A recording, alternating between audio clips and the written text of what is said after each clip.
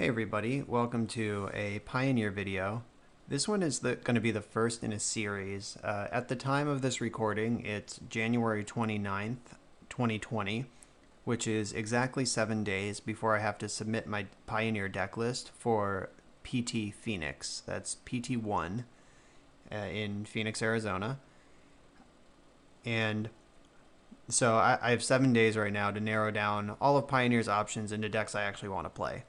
So here on the screen, I have the 4 decks that I'm seriously considering at this point. Like, I've been playing a lot of Pioneer, and don't get me wrong, I'm not just starting my testing, but basically, Mono Black Aggro is the deck to beat. Like, every time I play that deck, I 4-1 the league, which, is a pretty good record. If I 4-1 and 4-1 again, if I just go 8-2, I mean, there's only 8 rounds, but like 6-2 and constructed at the Pro Tour is pretty solid. So especially if things break my way, like 7-1, obviously an insane record. So like, this is consistent, disruptive, really powerful deck. If the PT was just today, I would be playing Mono Black Aggro.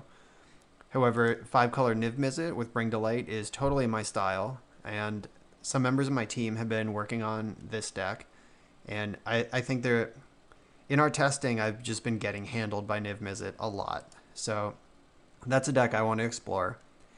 And then these 2 decks, brand new, Theros Beyond Death, brought both of these archetypes to life, basically. Blue-Black Inverter of Truths and Collected Company with Heliod.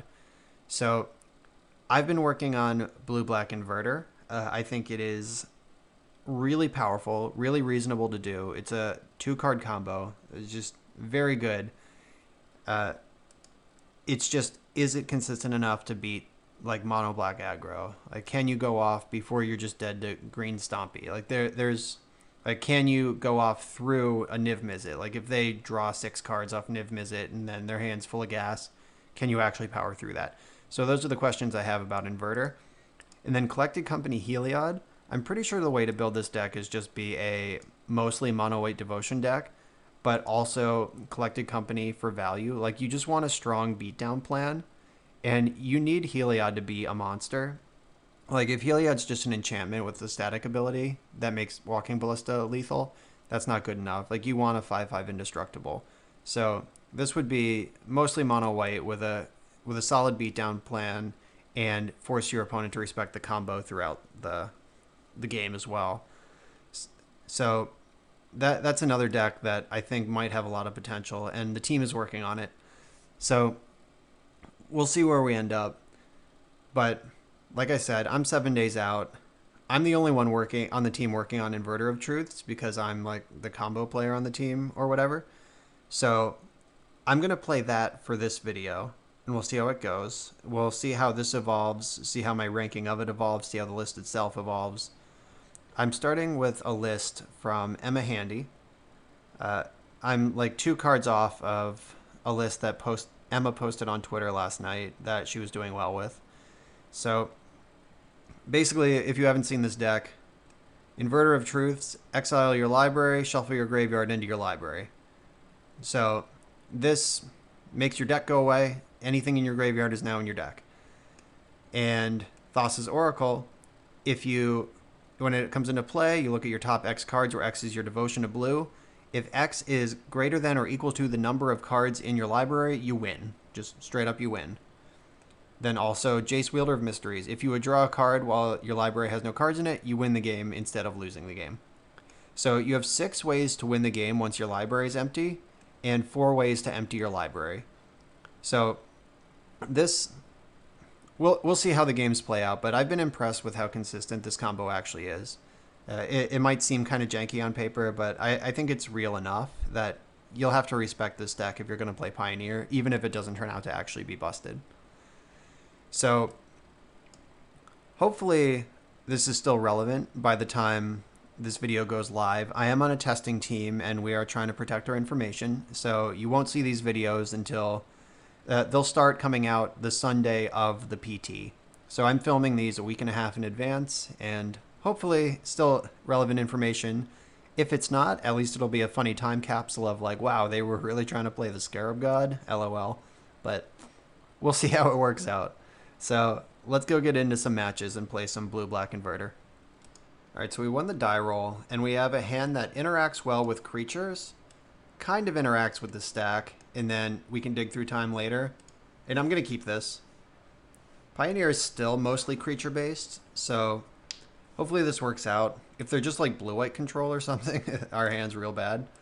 But blue-white control is not a good deck in Pioneer, so hopefully they're not doing that. Alright, Mutavault go. Oh, even better. Mutavault Hope of Ghirapur go. Alright, this is probably Ensoul. So let's take a look at what they've got going on, and then I'll start picking apart their creatures later. Like, once you know what's in their hand, you can start making more informed decisions. Alright, so I don't care about Wild Slash at all. That card basically doesn't have text. Hope of Ghirapur. I have 2 Fatal Pushes in my hand, so I'm going to take their Skilled Animator.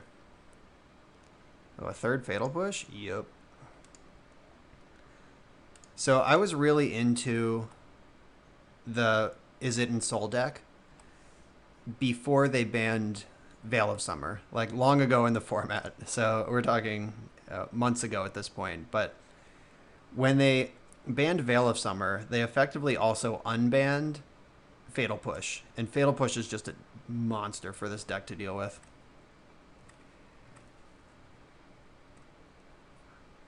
Alright, so they have 1 threat in their hand that we know about, 2 lands, and an irrelevant spell. Let's see how hard we can crush this opponent with these Fatal Pushes right now. I think we're about to get a Stone Rain off of it. Like, save 2 life, Stone Rain you.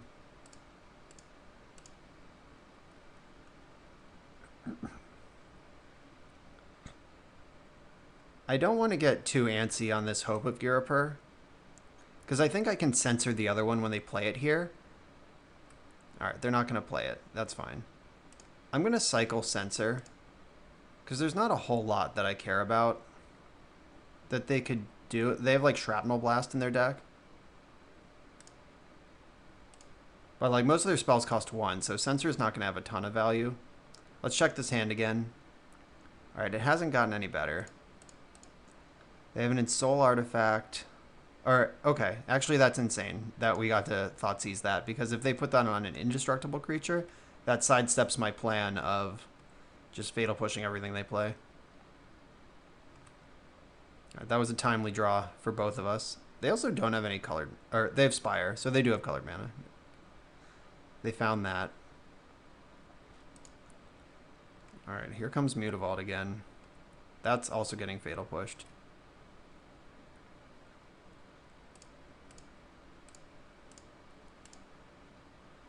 Alright, now Dig Through Time is online.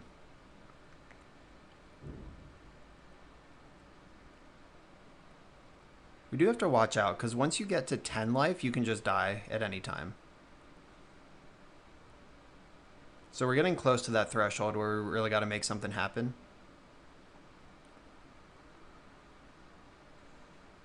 But Dig Through Time is the corner in this deck. Okay, so for some reason they've decided to hope me. I don't think that was a good play, just for the record. Like, I don't think that matters, is what I mean.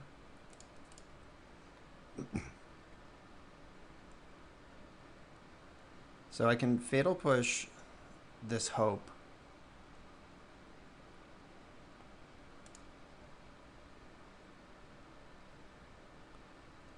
Ruh-roh. Alright. So now we're on a clock. I'm going to push the Hope to save damage.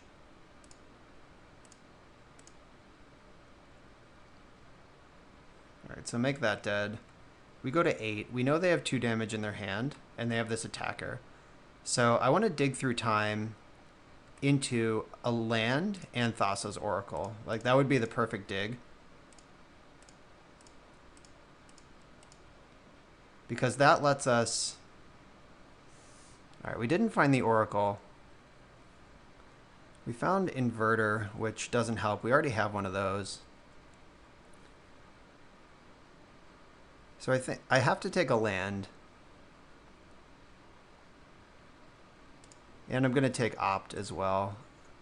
Because we can empty our deck right now. We just need to be able to win the game once we do it. Alright, we're kind of dig flooded. Which is a bummer.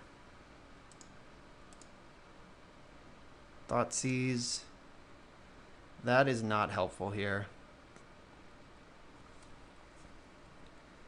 Yeah, like that was our turn. Like that dig had to find Oracle or Jace for us to win this game. Like if we draw Oracle right now, we still have a chance. If they can't produce any more burn.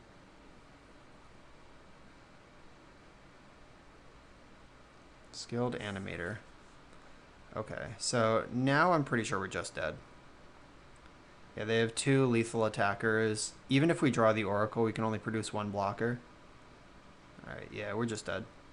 Alright, Brazen Borrower's in my deck. Let's take one more look. All 4 digs. You usually want like exactly 1. Alright, there's the Jace. Too late, we're dead. Yeah, so that's what I was talking about in the intro of like, can we combo fast enough to beat these balls to the wall aggro decks? And the answer is yes. Like we had a 2-turn window to combo there. It just didn't actually work out that way. So this exiles, that's great. I can actually kill those unkillable things. Liliana picks this deck apart when they're not actually going off. Grass doesn't do anything.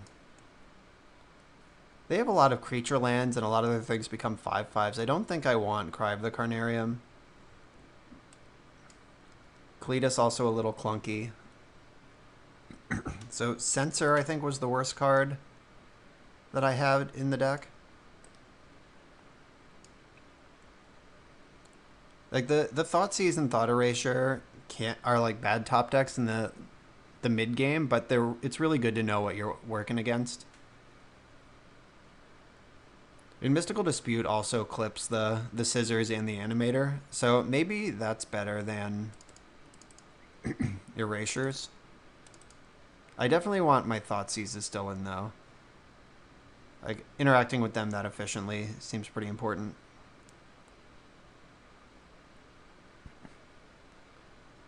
Oh, Cast Down also kills anything that, or it doesn't kill Hope of Ghirapur. It doesn't kill Darksteel Citadel, of course, but it does kill Ginger Brute and the other things. But Legion's End seems like mostly better than that.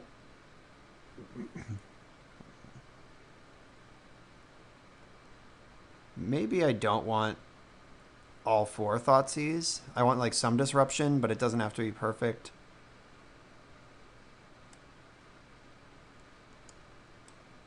Okay, I'm gonna do this. They're gonna have like Stubborn Denials after board 2. Luckily your combo is all creature based, so they can't actually stub you off the combo, but they can if they stub your Dig Through Time, you're probably just dead. Alright, I'm gonna keep this. It has half the combo in it. I'm gonna get my Swamps online first, in case I have to kill something right away.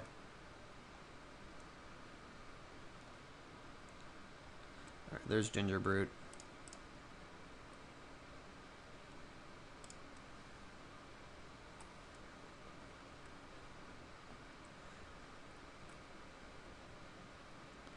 Alright, there's Jace. So we have 2 ways to win once we invert. Now we just got to invert. So if they go for the scissors here, they're just going to lose. But if they start adding to the board, going a little wide.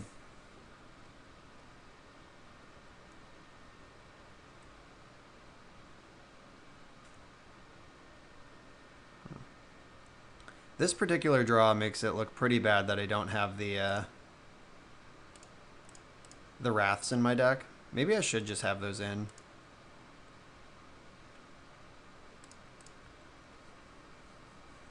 Yeah, also learning how to sideboard is important, because all these cards are playable.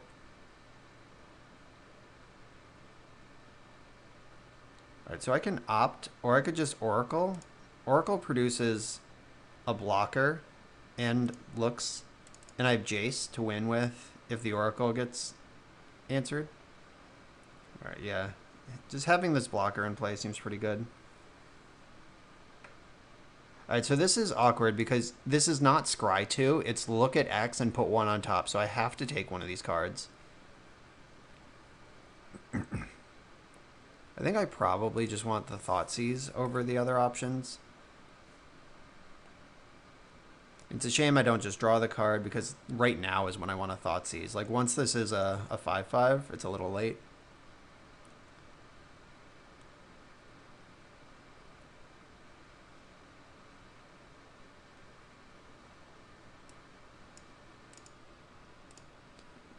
Alright, so is it go time? Sure is. Alright, so this means Gingerbrute can't attack this turn, which is a small condolence. I'm not going to block yet.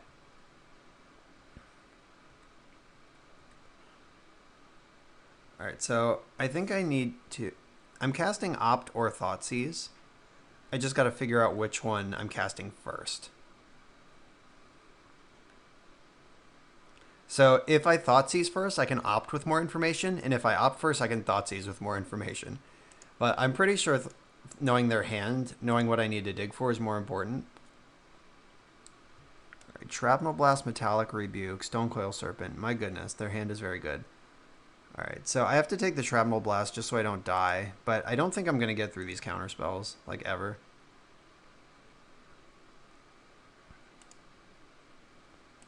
And I should fetch before I Opt. Because if I Opt to the bottom, I don't want to just shuffle the bad card straight back into the deck. Brazen Borrower would be a good find. Alright, Mystical Dispute, what do you do? You counter Metallic Rebuke. But that doesn't matter unless I actually have cards to play. So I'm taking 1, then 6, guaranteed over the next couple turns. But I can't beat this Rebuke anyway. I guess I better... It doesn't feel good, but I'm going to leave that on top because I play more Inverters than I do counter spells, and I'm going to need to counter back to get through this Rebuke. I guess also Rebuke would be pretty hard for them to cast because when they attack, it effectively costs them mana.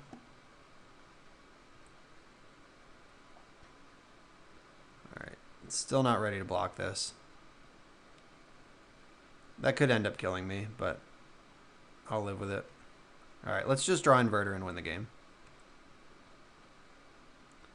Jace, bummer. So Jace can draw out one of these counter spells.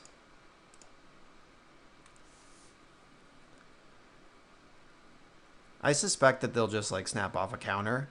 But if they don't, I'm happy to just sit here and draw some cards too. Like I have one turn to make this happen. Okay, there's that. One down. But I'm dead in 2 turns to this Gingerbrute anyway. Yeah, I don't think we're winning this game. Izzet Ensoul is very good at making you dead. So they have shown their skills here.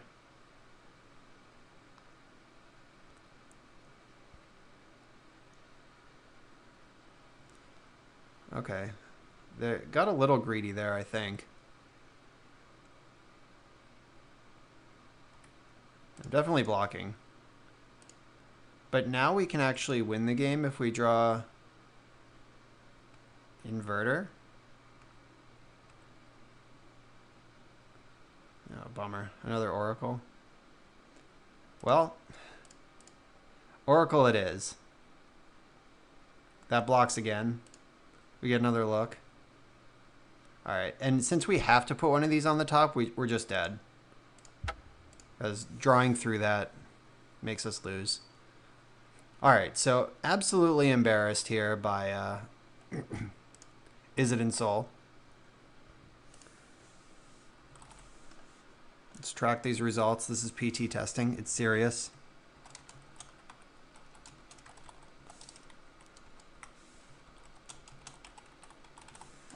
Yeah, so in game one, we missed on our dig through time. In game two, we're never in it at all. So, worth noting that the most combo-y of the aggro decks in the format can certainly run you over. All right, so we're on the draw for match number 2. We have a hand that interacts in a couple different ways. We got half the combo. Turn 1, Island Opt. This main phase Island Opt. They put it on the bottom. We're good on lands.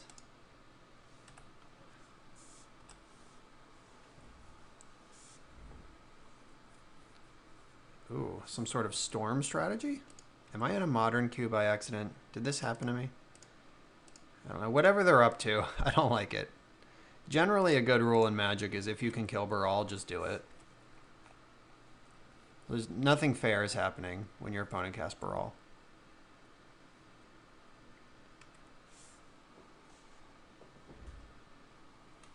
Discovery Dispersal. Oh, this is Phoenix. Okay. Figured it out.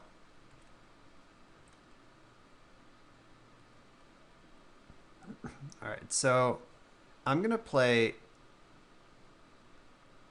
I can play Island and just hold up all my spells and cycle Fetid Pools if they do nothing. Or I could play Fetid Pools right now while I have interaction at 2 mana.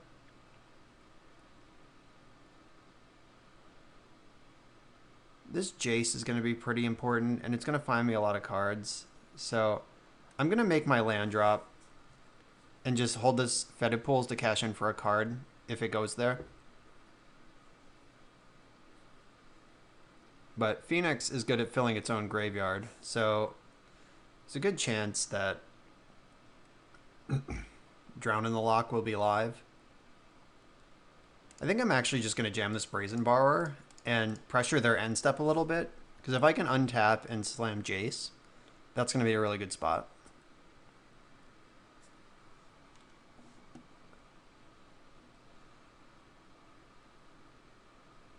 Ooh, unsubstantiate. Interesting. I'm glad they took that bait, because Brazen Borrower can just dies to every burn spell on the entire planet.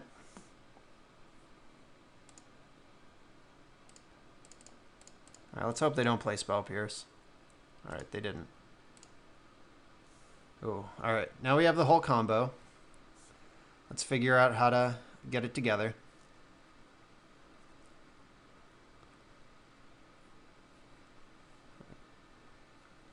We would like to dodge a big Phoenix turn right now.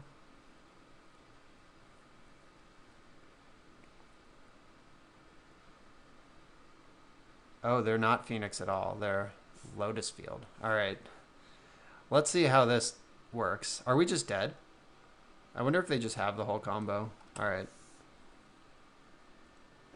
I have not seen a blue-red build of Lotus Field yet, so I'm interested to see where this is going.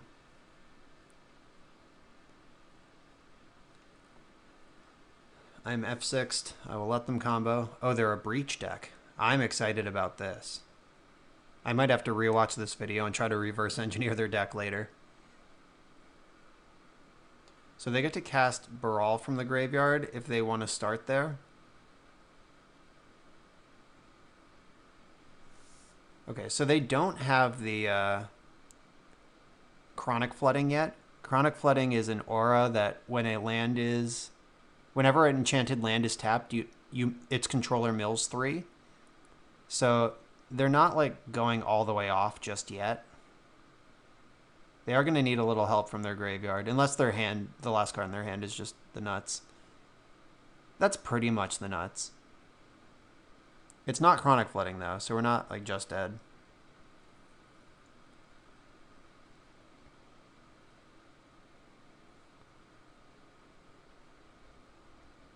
But they can't escape that.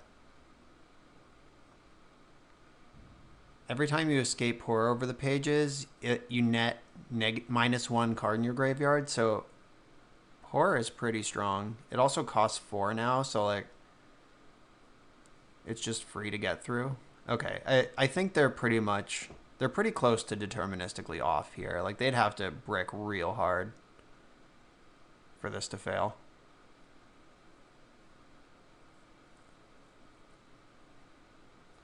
I just want to see how they're going to kill me.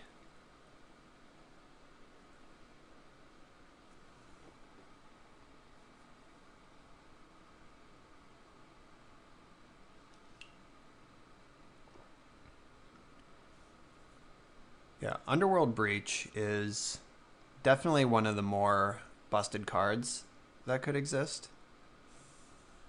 Oh, compelling argument. Okay, so now they can compelling argument and just mill their whole deck. Yeah, Breach just being like mostly Yawgmoth's Will is really powerful. Like this is one of the breakable cards in the format. I just haven't seen any decks that really impressed me on it. But all the best ones do seem to have Lotus Field in them too. Strategic planning. I guess this doesn't untap their land, so they're not quite all the way off. But this costs 1. So the compelling argument, that costs 1 mana. They pour over the pages, that costs 4. So that whole thing costs 5, and they only untap 2 lands. So they are losing a mana every time they make that loop. I wonder if they're also a Thassa's Oracle deck. That would make a lot of sense. They just mill themselves out and then Oracle from the graveyard.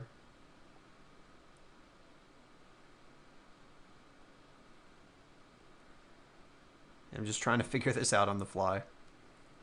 The good news is we'll see every card in their deck, so it won't be hard to reverse engineer this if I want to try it later. Alright, they are a Chronic Flooding deck. That's not surprising. There's probably exactly one Thassa's Oracle in this pile. Or Jace, but Oracle's a little cleaner.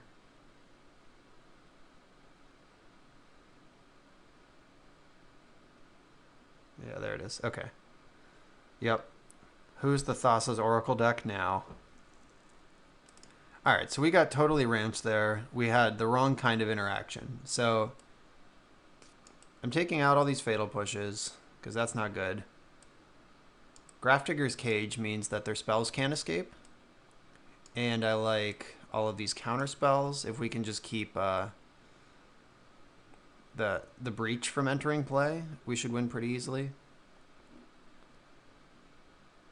Try to figure out if any of these other things, like Tassiger is just a big animal and another Delve spell. Like we're basically never going to activate that guy.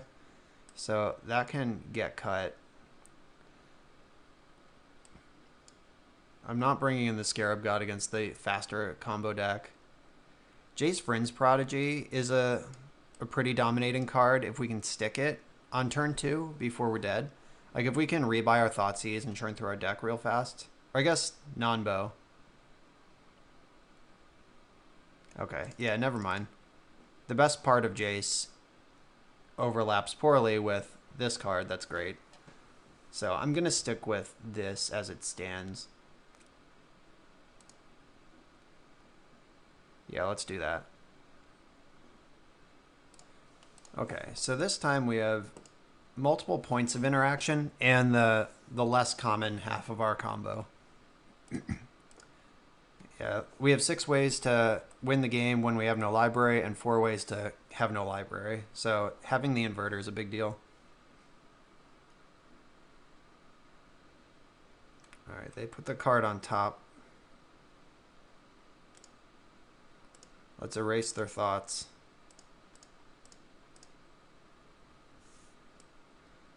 Oh, now they're a thing in the ice deck. That's pretty tight. Hidden Strings. So these are the combo cards. I wonder if I just want to take their Unsubstantiate. Because Thing is going to be pretty slow to flip. Or let's see. So they can Hidden Strings to untap 2 lands. That's 1. They can Compelling Argument in the same turn. That's 2. I'm going to take the Unsubstantiate. Alright. Instantly punished. Do I want to draw this card?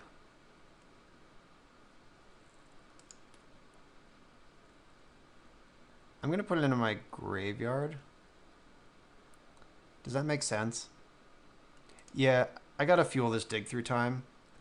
I think it probably would have been better to just leave up Censor this turn because they're more likely to have no extra mana on turn 2 than they are on like turn million. And you can always Thought Seize them.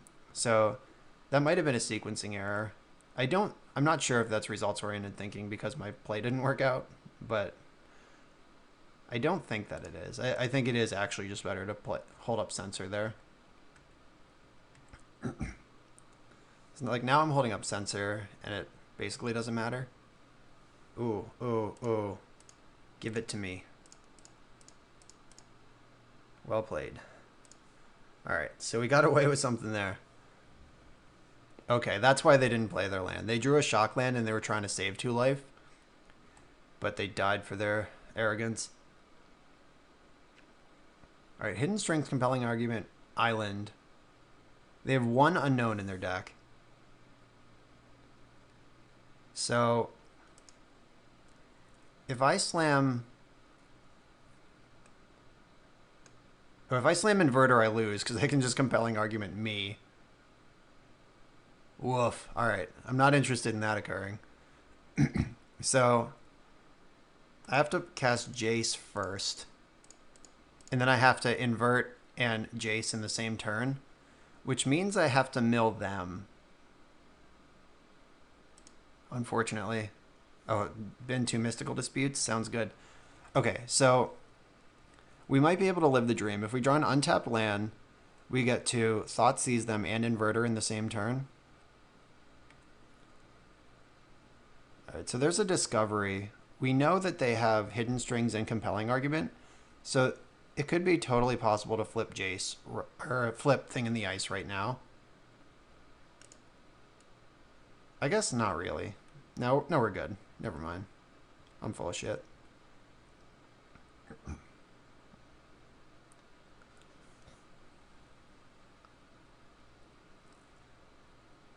so what's this pause? Is Jace getting unsubstantiated in my upkeep? No, I drew Opt. So I think spending a turn Thought Seizing them, opting, and casting Dig Through Time might be worth doing. Like if I can take their Compelling Argument, then I can go off a lot cleaner.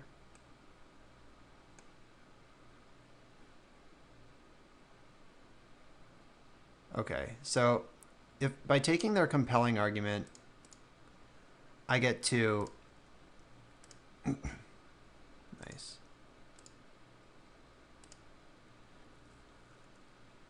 Now I can invert 1 turn and then on the next turn win with Jace and they can't deck me in between.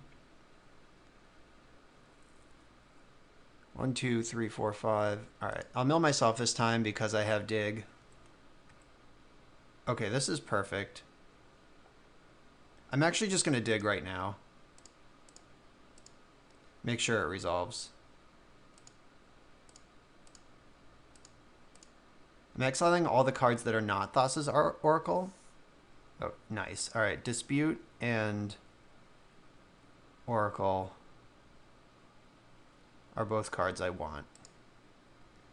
So now I have protection for my combo. I have double win con, triple because this Oracle is going to be in my deck. So I'll have Jace and 2 Oracles to win with once my deck's empty. Okay. Alright, yeah, they just backed it up. Yeah, this Compelling Argument's pretty annoying.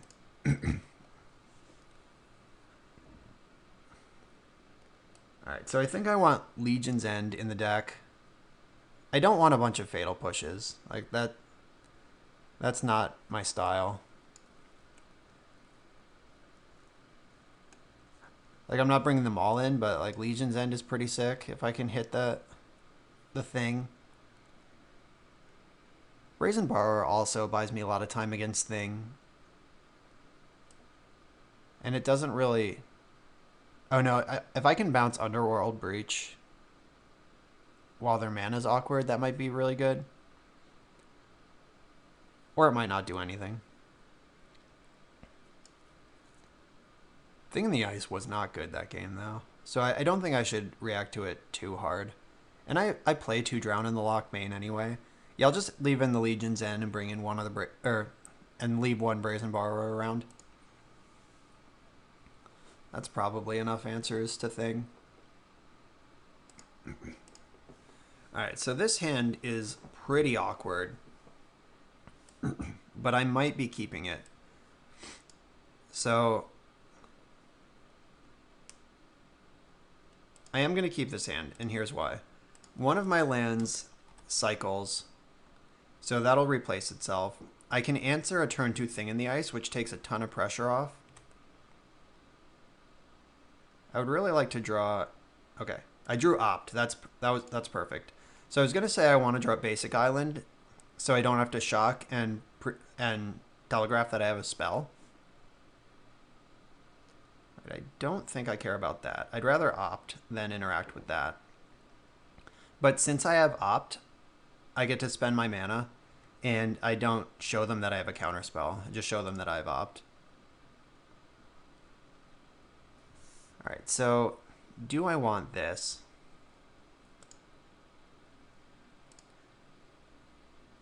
I probably do. Just in case they can like counter or kill one of these, having a second one is nice.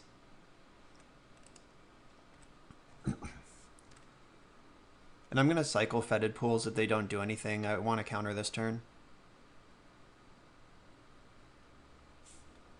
Alright, that qualifies.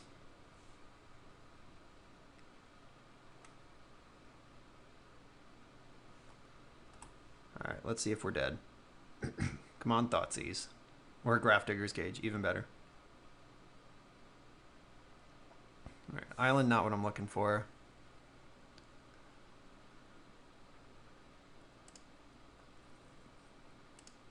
I guess I probably want to Oracle here. That'll see the most cards. Yuck. Fabled Passage fuels Dig Through Time at least, but not enough. Alright, not excited about any of that.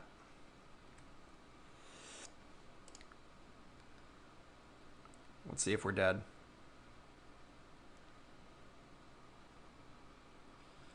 Doesn't look good, team.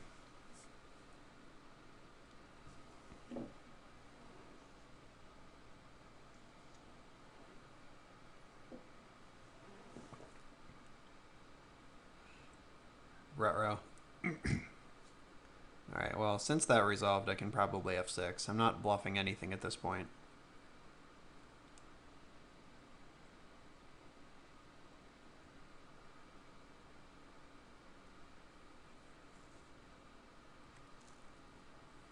Alright, let's see how far this goes. Like, I don't know how reliably deterministic this combo is once you, like, do the thing. But it certainly looks like I'm dead. Strategic planning dumps a lot of cards in your graveyard while having lots of selection attached.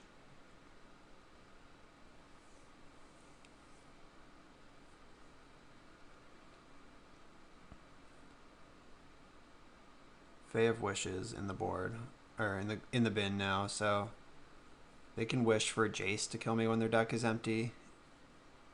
Not that they probably need to do that at all.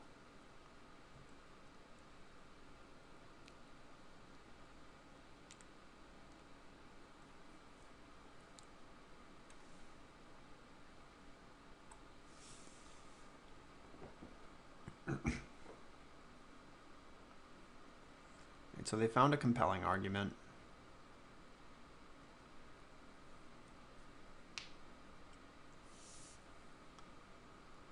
That just does it, right? Like that's the whole deck. Like they compelling argument 5 cards, then they hidden strings to untap their lands, then they can. So every time they compelling argument, they net 2 cards in the graveyard.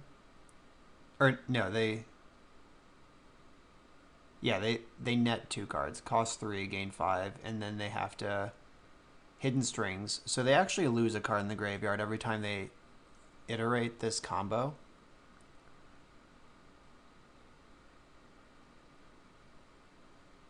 They found a flooding. So if they hidden strings one more time, then recast flooding on Lotus Field, I'm pretty sure I'm dead from that.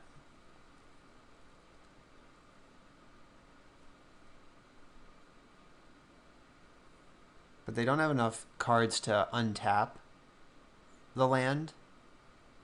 Like, they need to put some more things in their graveyard before they can flood their field.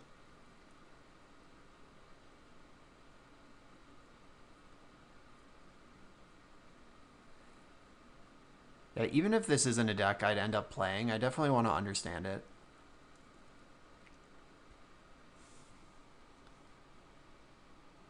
Okay, so they compelling argumented. All right, so now they have 1, 2, 3, 4, 5, 6, 7. All right, back down to 3.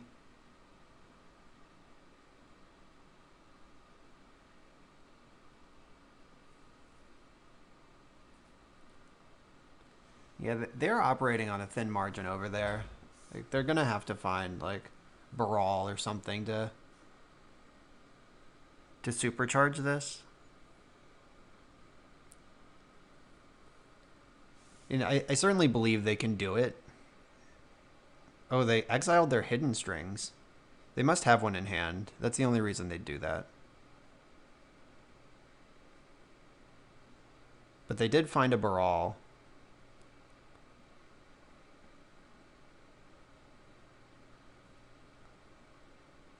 Looks like they're done for the turn. Okay. I did not expect to untap there. But here we are. Here's that fabled passage we knew about and didn't want.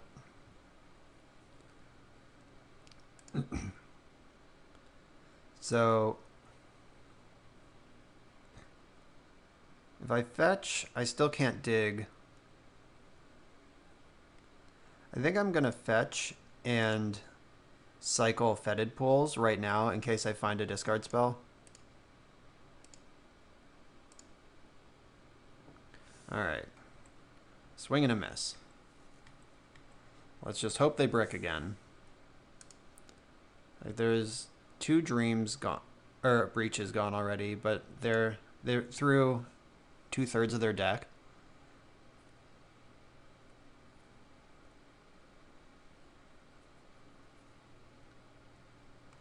All right. Maybe we're getting another turn here.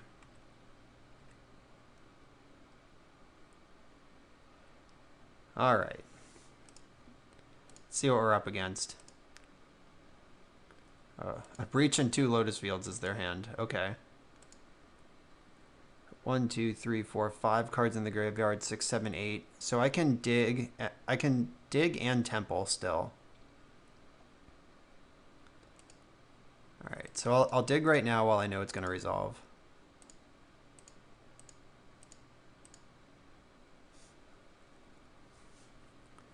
All right. There's Inverter. There's Oracle. All right, there's my land drop. Yes. And they're dead next turn.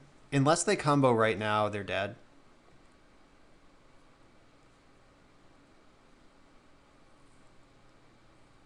All right, running out the second field.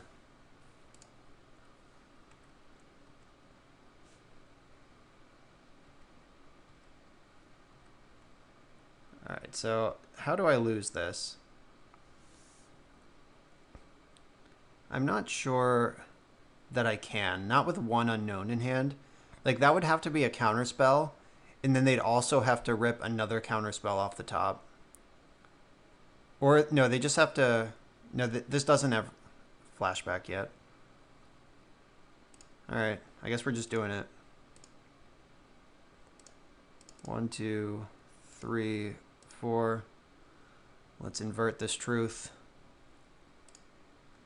1 card in my deck.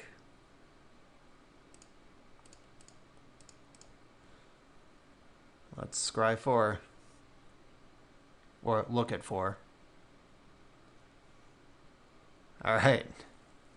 So they were a faster deck, but we were a more resilient deck. So win versus, that's Izzet Breach. Interesting. Alright. Glad I didn't concede. Always make them show you. Alright, so we're here for match 3. We're on the draw. This hand... So if they're a creature deck, this hand buys a lot of time. But it doesn't... It's not great. But we do have double Inverter, so we're kind of Thoughtseize proof. I'm going to keep this. This might be one of those hands that I look back with more experience. Like, what am I thinking? Please play Land Werewolf. Bummer.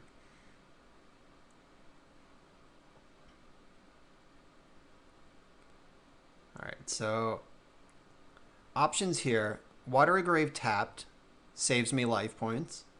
Fabled Passage makes sure that I can get my next 3 lands into play untapped if I want to. Watery Grave untapped telegraphs Fatal Push. I'm going to go with the Fabled Passage. That maximizes my options later. Because for the next 3 turns, this will come into play tap no matter what I want to do with it. This gives me choices if I need them. Okay, so this looks like a Niv Mizzet deck. Like lands representing 3 different colors and Sylvan Caryatid. I smell the Mizzet. Tasigur. What do you do? So again, I can play this tap to save 2 life. Play this, just gives away no information at all. I'm going to play this tapped. Like, I'm not trying to pretend I have things I don't if it's not free.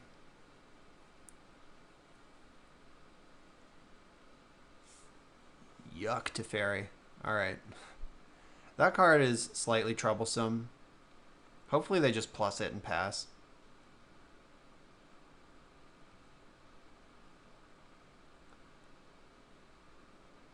Because if they plus it... Oh, bummer. Alright. They minused. They got their card. Thoughtseize is a good one. So I can bounce to Fairy and then Thoughtseize my opponent. Would have been better if they didn't already get a card off it, but what are you going to do? Utter End, Sylvan Caryatid, Bring to Light. Alright, so I have to take the Bring to Light or else I just lose. Like, Teferi's kind of annoying, but it's not actually a game ender. It doesn't affect your combo at all.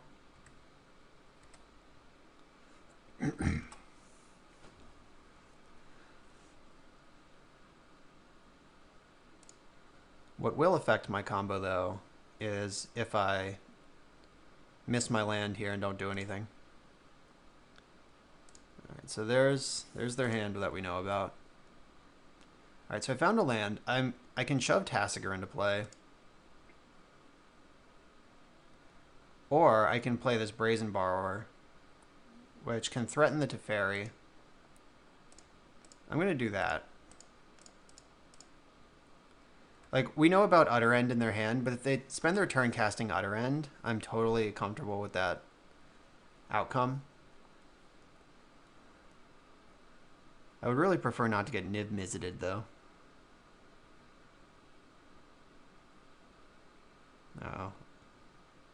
Nahiri the Harbinger. Okay. So... they must have some other answer. Oh, they have another Teferi. Okay. Alright, we were back to... oh, no, they played the Swamp. Alright, so we know about Utter End, and we don't know anything else. Censor. Censor is a fine card when you're allowed to play Instants, which I'm not currently. Alright. Censor. Opt. All these cards are free because I'm going to delve them with Tasigur.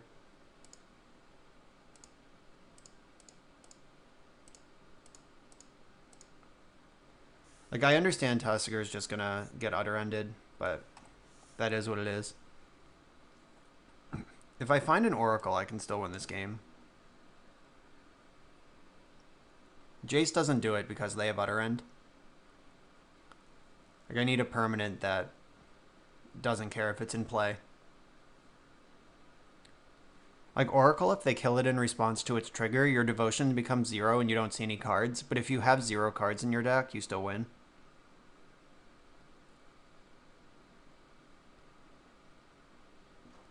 Yeah, Nihiri gets to pop off next turn. Just shove Niv Mizzet into play. Oh, here comes Uro. Nihiri plus Uro is pretty tight. Just get it into your graveyard where it's better. But I can beat a 6/6 creature that gains some life.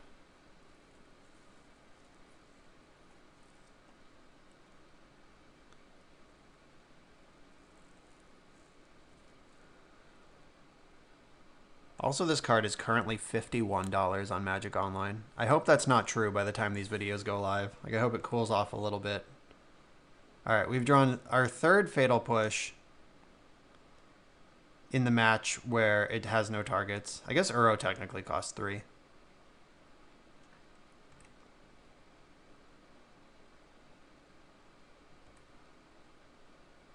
Okay, so here's my plan.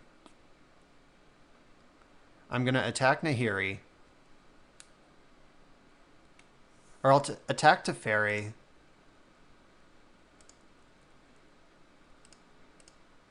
They'll probably block, which turns on Fatal Push, and then I can bounce Nahiri.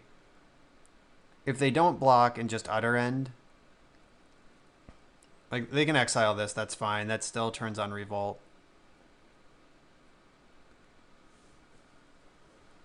And if they just let this happen, then I'm pretty stoked I don't have to play against Teferi anymore. Okay, there's that. Get you out of here. Get you out of here.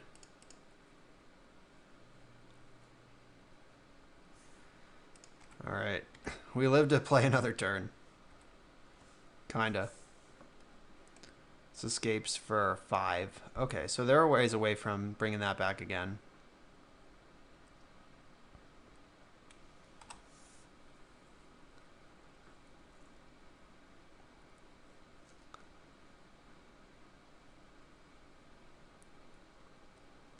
If we were hitting land drops, like if these Fatal Pushes had just been lands instead, we would be a top deck away from winning.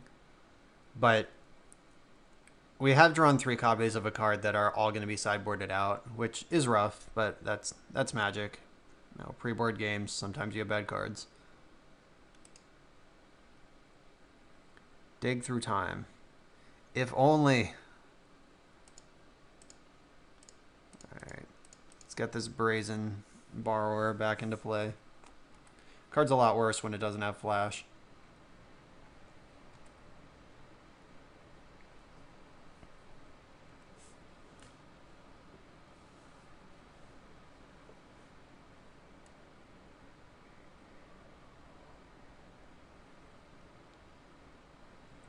Alright.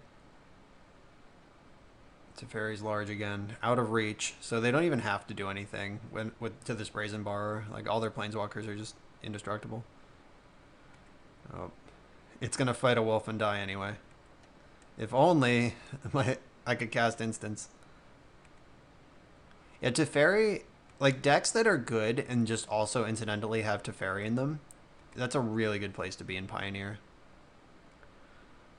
Well, that's interesting. Alright, time to shove Inverter and hope we don't die. Oh, wait, they have Utter End. We can't do that. We know we would die. Alright,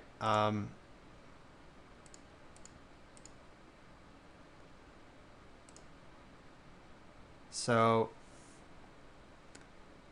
what actually happens here? I guess they need to put this Jace into play.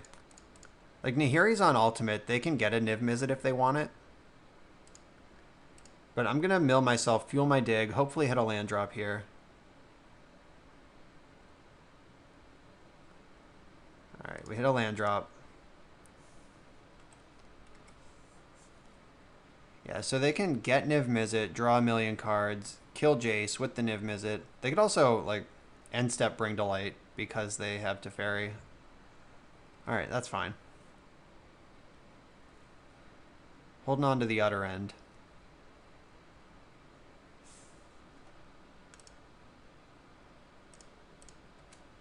Yeah, Teferi being permanent based makes it a lot worse than Oracle against interactive decks. Alright, there's Niv Mizzet. Let's see how many cards they get.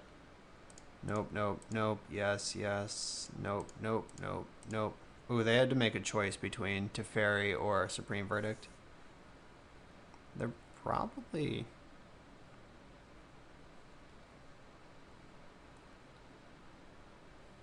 Does it tell me, or do they just get to do it?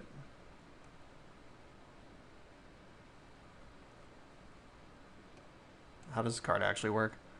Choose a card that's exactly one of the colors, put it into your hand. So I would know what that is in real life, but I don't on Magic Online. This is kind of annoying.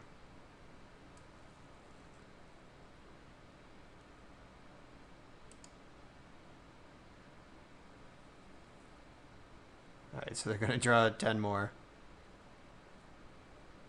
This is fun. Alright, no, no, yes, no, yes, no, no, no, no, no. Alright. Taking 9, that's half of my life total, that's unlucky. And they have Bring to Light, so they can, and Teferi, so they can, like, Thought Erasure me in my draw step. Even if I feel like I'm going to get ahead, I just won't. God, what is this? Unmortigo. Alright, concede, concede, concede. Don't look at my deck. Alright, yeah. Niv Mizzet also plays main deck Unmortigo, and they're going to side into Slaughter Games also. So that's troublesome for my 2-card combo. So I got to figure out how far I want to pivot my strategy here. Noxious Grasp kills Teferi and Nahiri. Scarab God is just a big animal that, if they do nix my combo, I'm going to want access to something like that. And I want my counter spells. And that's probably all I want. Cage does not stop Bring to Light, because Bring to Light exiles the spell, then casts it from exile. It does not cast the spell from your deck.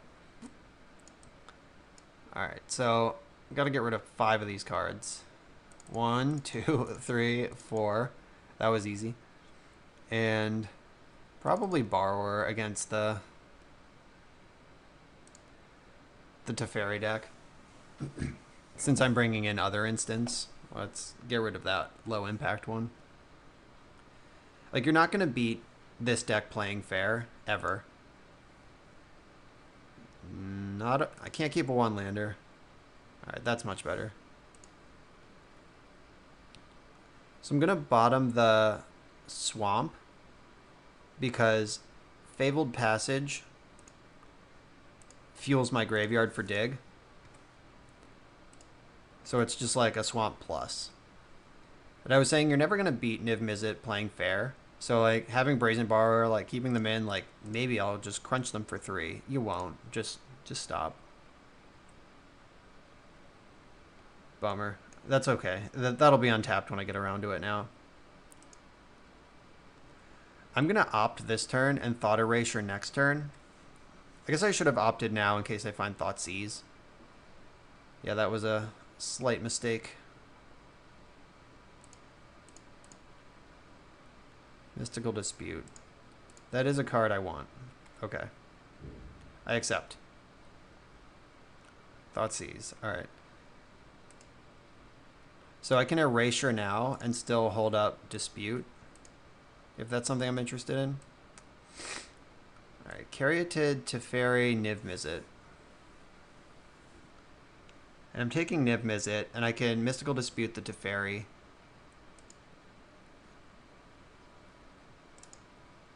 Alright, found half of our combo.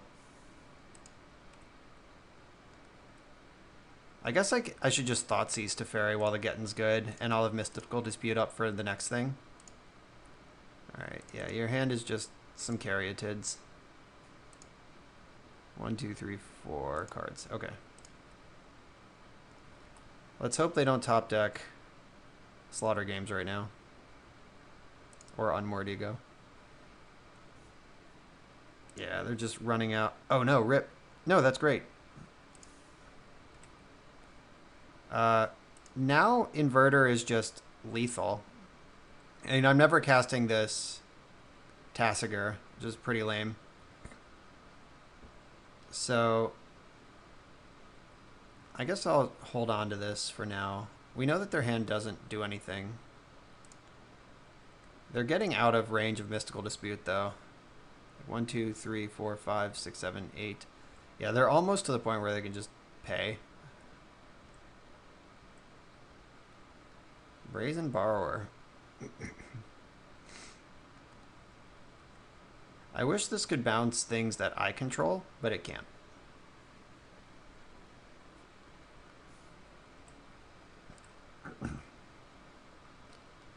In comes Paradise Druid again. Alright. 1, 2, 3, 4, 5, 6. Yep. Now they're out of range. So I could bounce this Rest in Peace and just make them redeploy it. Maybe I'd get a turn to cast Tasigur. I'm going to try that.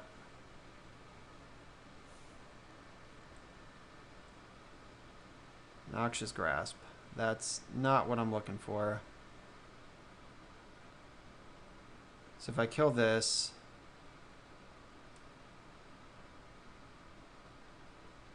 No, none of that is good. Bummer. Yeah, so I would have 5 mana to cast Tasigur with. Maybe I should have waited a turn until I could definitely fill my graveyard. Alright, I'll continue taking my medicine from this Paradise Druid. And I'll begin the Brazen Beats. Sure. Alright. Hopefully I proved myself wrong when I said that you can't win this way. I'm going to try. Alright, so a land drop here is more important than a random card.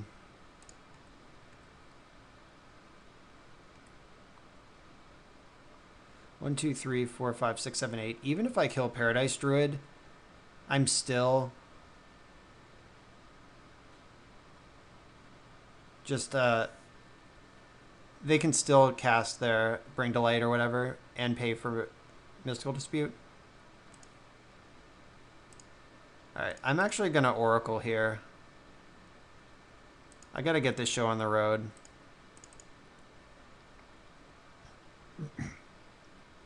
Like, Rest in Peace doesn't interrupt your combo. It does interrupt your enablers to the combo, though.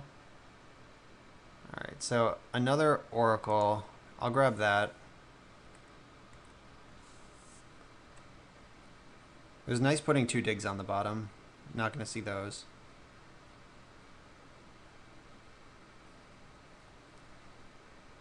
Oh no, they found a spell. Niv Mizzet. Plenty of mana to pay for this.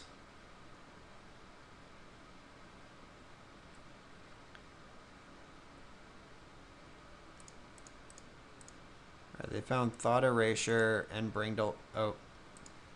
Bring to Light or Uro. They probably kept Bring to Light. I hope they just cast it right now. Give me that Dispute.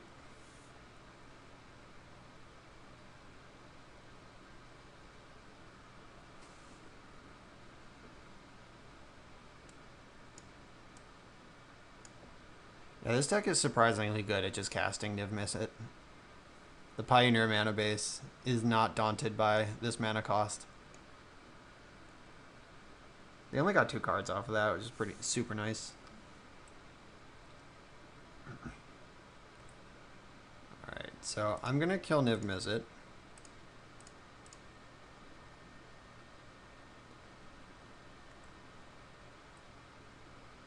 Not that that really matters, because they can just like Thought Erasure, then Bring to Light next turn. Alright. Devotion is 6 this time. We get a big look. Wow, I don't want any of that. How is that possible? Alright, I'm going to save us all some time. They're going to get another Niv Mizzet.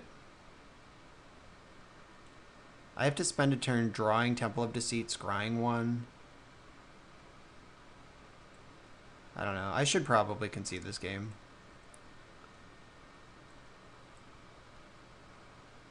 So I will. Yeah. I've seen enough.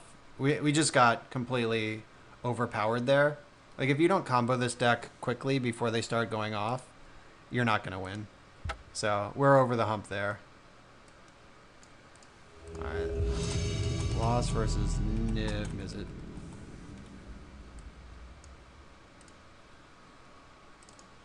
Alright, we're on the play with a handful of cards. I'm going to keep it.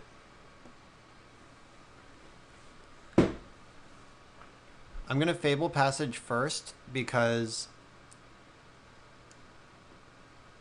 Actually, maybe... Yeah, it doesn't matter. All my lands come into play tapped. So, Fable Passage first means I get my shuffle out of the way, then I can scry without shuffling my bad cards back into the deck.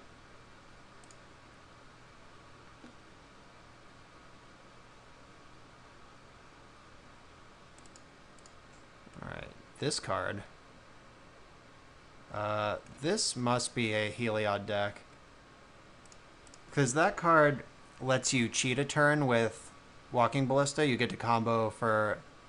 This effectively is worth 2 mana when Ballista's in your hand and 4 mana when it's in play.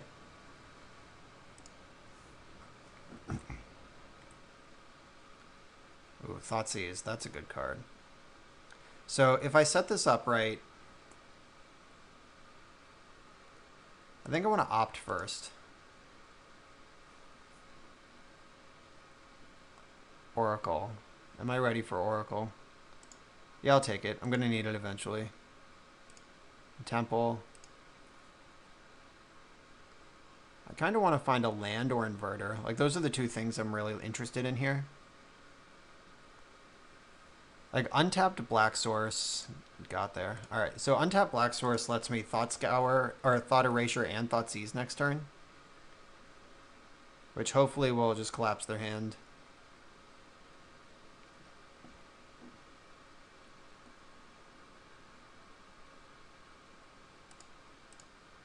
Knight of the White Orchid. Alright, yeah, that card's a lot worse.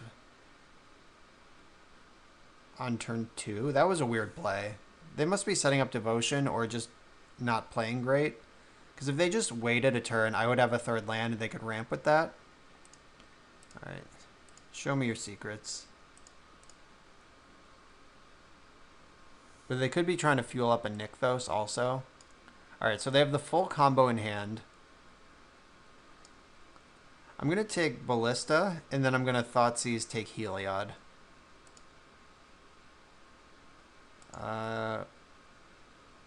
I don't really want to draw that.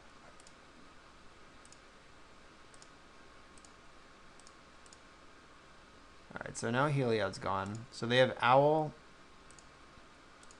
removal spell, and 2 basic lands. This is the kind of hand I can beat.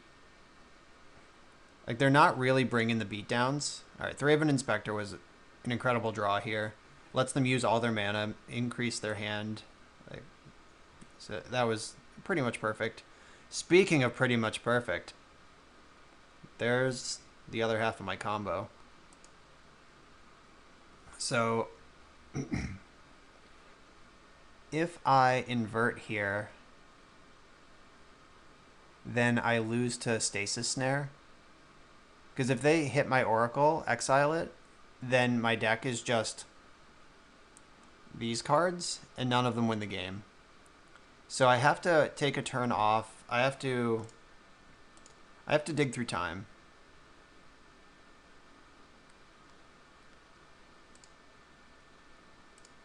Okay, 1, 2, 3, 4, 5, 6, 7, 8. And I do want to go after the graveyard, not leave anything behind. Because having mana up lets me cast spells. And I also want to do this all in one turn, if I can. So I want this... I think I want land and Fatal Push. Yeah, they don't have enough cards in their graveyard to fuel a... I guess I could take Censor. Censoring this Owl would be pretty nuts. Yeah, I'll take Swamp Censor. Okay.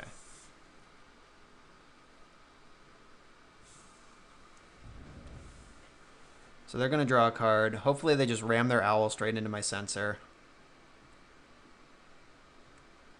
God, Thraven Inspector is such a good Magic card.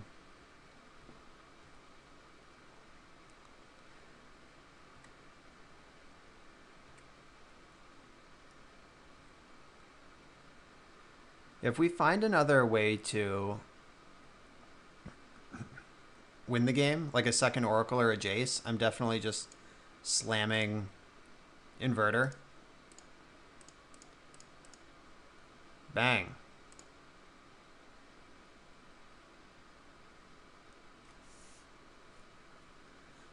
Yeah, that worked out nicely.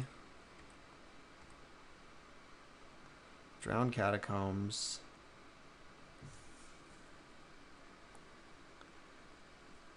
So I could slam Inverter and hope they play really poorly, but that seems like a mistake. Or if I slam Inverter, I think I just win anyway. Yeah, okay. No, it becomes 50-50. So if I slam Inverter, Dig Through Time Censor becomes my deck. All right. So if I draw Censor, I can cycle to be on 0 cards. And then Oracle just wins, even if they remove it. And if I draw the Dig, I just have to take a turn off. And then I can win for sure the following turn. Like with Censor backup, I guess. If that matters. And if they just shove the Stasis Snare or tap out, they lose. Like they can't attack through this.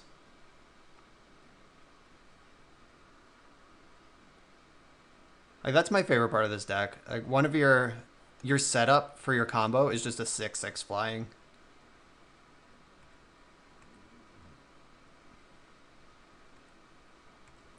Alright, so if I draw Censor, I win. Alright, we win. Alright, so I cast this. If the trigger resolves, I win. If they respond, I cycle Censor. Alright, so you can have that.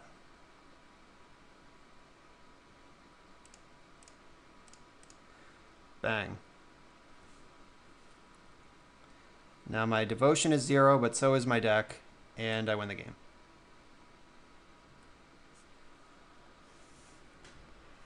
That was sweet.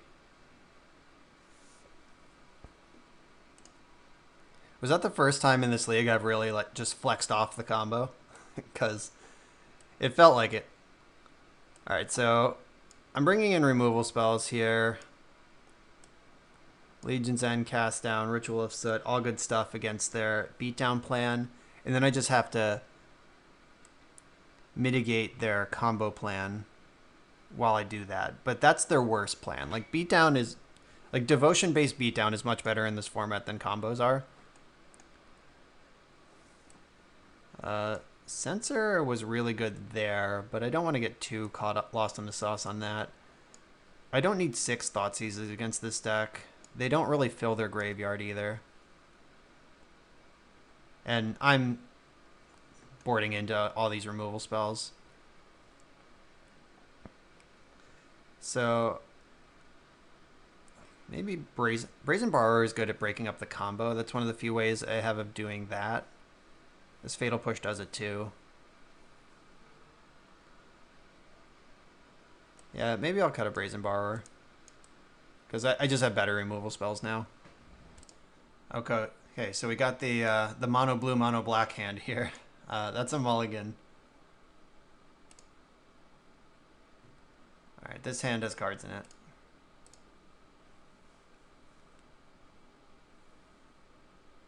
I'm going to keep this in bottom swamp.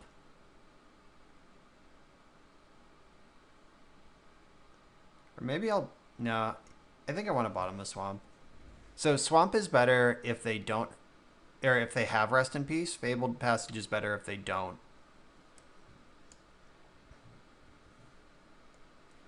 And by have Rest in Peace, I mean like in their hand right now, not in their deck at all. All right, so I'm on 6. They're also on 6. I think I just want to bottom Swamp. No, I actually am going to bottom the Passage because I want to maximize my options without taking any damage. So I'm going to lead on Fetid Pools. And then, like, next turn, if I need to Brazen Borrower, like, I don't know what they could do on turn 2 that would just force a Borrower, but, like, I could also just Thoughtseize them right now, but I don't think that's real great. Like, Thoughtseizing them right now would get ahead of Rest in Peace, but I'm not convinced I need to be worried about that card. Alright, we're going to find out. Alright, so I'll Thoughtseize them now. Oh, Gideon. Well, both of they have 2 big Slamma-Jamma 4-drops here. Which one am I actually more worried about? Owl is a straight up 2-for-1. And I guess Gideon is also a 2-for-1. I have the Brazen Borrower that can like bounce token, then arrive to a start attacking Gideon. But Borrower can also just trade off with Owl. Yeah, I'll take the Gideon.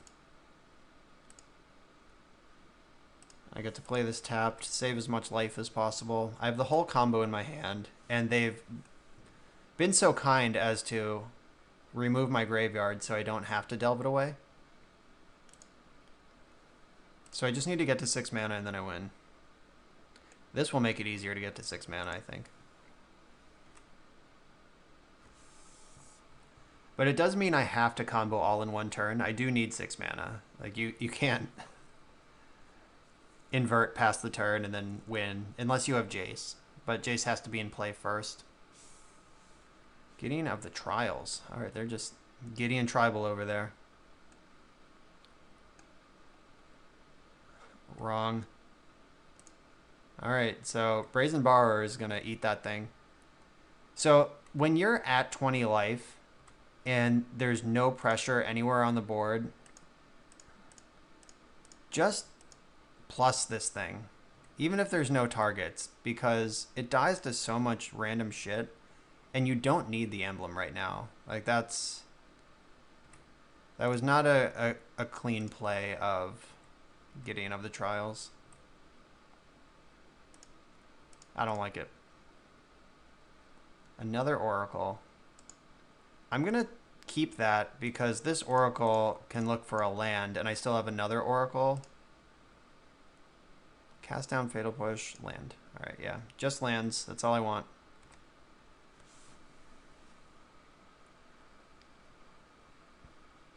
I guess if they go, like, Heliod, Ballista, I could lose. Like, I guess they would need, like, lands to also.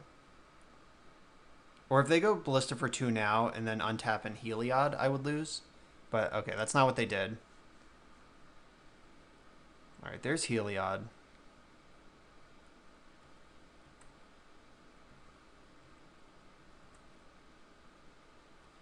Here's Drowned Catacombs. So Heliod arrives as a creature. Like, that's how Arcana's Owl works. It just has 4 white pips on it.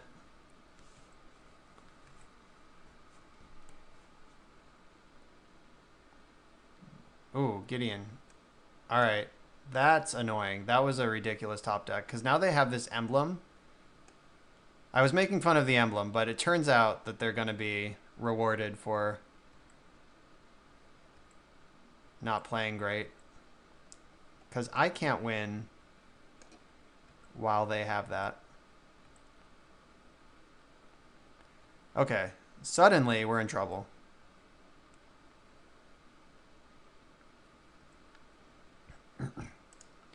Alright, so I'm going to attack Gideon. They'll trade off with their Owl. I'm going to do that now before Owl becomes a 4/4.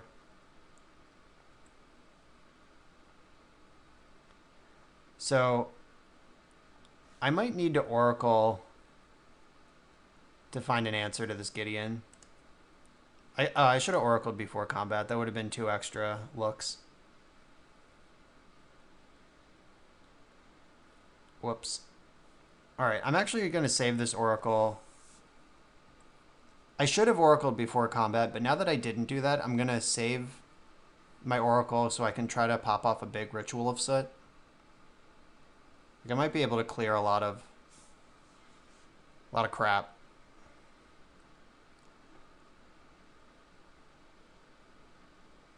And all their crap, though, isn't even cards. Like, this came with a free card. This is a free object from Gideon, and there's going to be more.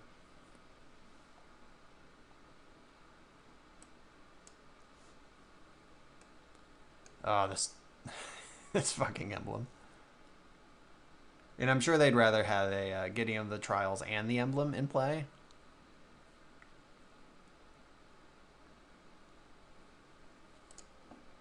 Alright, here's the Heliod.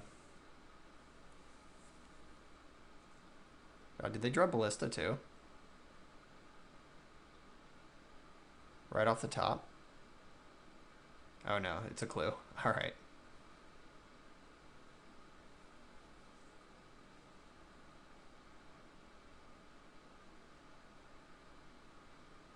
Knight of the White Orchid. That is not active.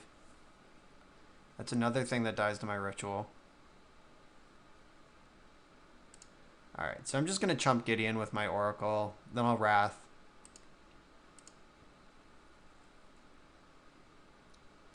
They should attack with everything.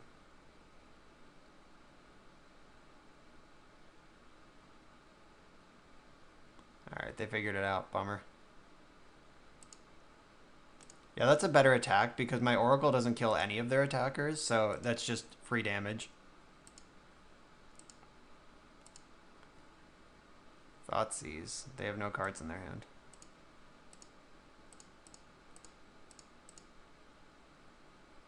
Alright, let's clear this out. At least turn off Heliod. Barely. Like, any white card turns it back on. I boarded out Brazen Borrower, one of my borrowers, so like it's a Noxious Grasp or bust here. Or they just draw Ballista and we lose. Alright. Okay, so our opponent drew well and we lost because of it. But we certainly positioned ourselves to do alright in that game. Rest in Peace was kind of good, I guess. Like, it meant I couldn't jam Inverter past the turn and then win. I also got to watch out for Rest in Peace now that I know about it, because that means I can never jam... No, if I jam Inverter on my turn... No. Alright. I was thinking that somehow my deck has no cards in it if they Rest in Peace after I invert, but that's just not how that works. I do like Kalidas. I think I'm going to cut a dig now that they've shown me Rest in Peace. Maybe that's crazy, but maybe it's perfect also. What does Liliana do? Are there any creatures in their deck that Liliana actually kills? Like, I don't want her to just be like a suspend 4 win the game for 3 mana. Like, I do want my cards to actually interact with their cards. Yeah, definitely can't play Drown in the Loch now that I know about all this, the Rest in Peace. I could bring in Mystical Disputes to fight over Gideons, but Censor does that. Brazen Borrower can... I have 3 outs to a resolved Gideon, and I just need to buy a 1-turn window. Alright, I'm going to stick with what I've got here. Okay, we're on the play. This hand is not super functional. Like, we know they have Rest in Peace, so we can't count on Dig getting us there. Inverter doesn't do anything by itself. That's an easy mulligan. Alright, this hand is much better.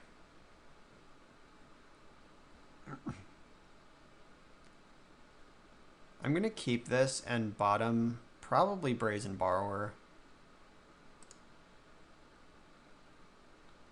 Like, Cry will buy me so much time against their fair plan. And I have shuffle effects, so it's not like the Borrower is gone forever if I do need to answer a permanent later. What I need to do is find some lands and combo this opponent out.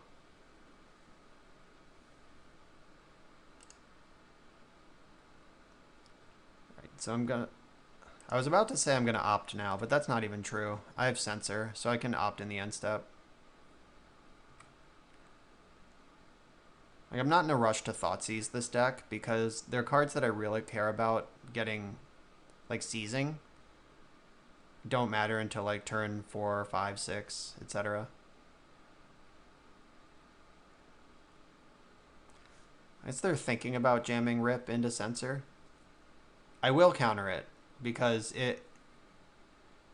though I can win through it, I'd rather not have to figure it out. Like, I want to resolve Dig Through Time at some point. And I have creatures covered for a little while.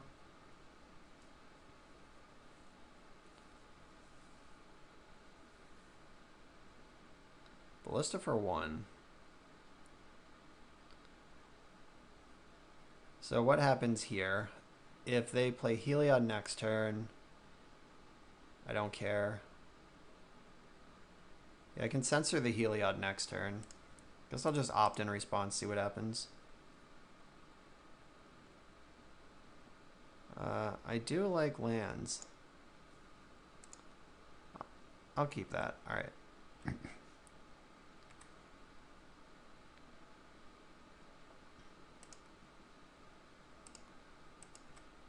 Okay, so I can Censor Heliod if they have it this turn. And Cry of the Carnarium can clean up this Ballista just at will. Knight. Maybe no. Cry will mop that up. I don't need to respond to that.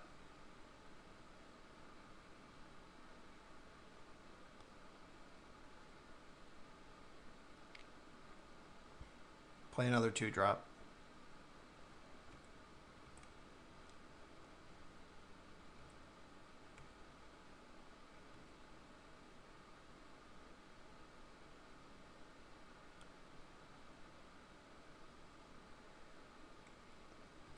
Alright, so we're past the point where I can Censor anything.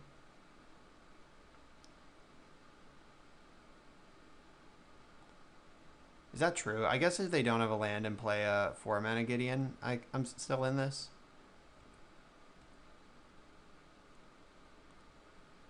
So, am I going to Cry of the Carnarium right now?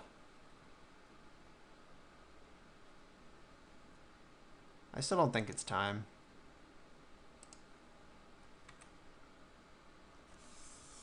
I'll give them one more turn to jam Gideon. So, like, if they play the +1/+1 counter planes and Heliod, they could win, but Censor delays it for a turn because they won't have 2 mana to give Ballista lifelink. So I can Censor and then Cry, and that'll still keep me alive, even if they have the nuts right now.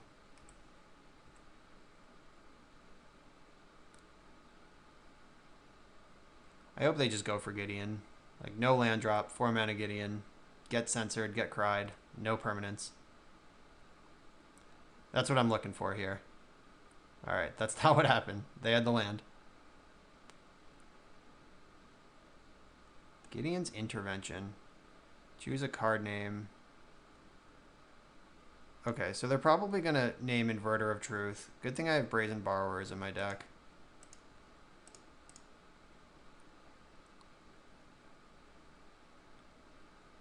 Alright, fine. So they're going to name Inverter. Yeah. No worries. Cry of the Carnarium is going to clean this up. And I have Kalitas in my deck, so I can win without actually comboing. But I don't need to do that. Because I can still combo just fine. Fatal Push is going to buy me a lot of time also. Because they can't combo off with if you have Fatal Push in hand. They need a lot of mana to do it. It can be done, but it's tough.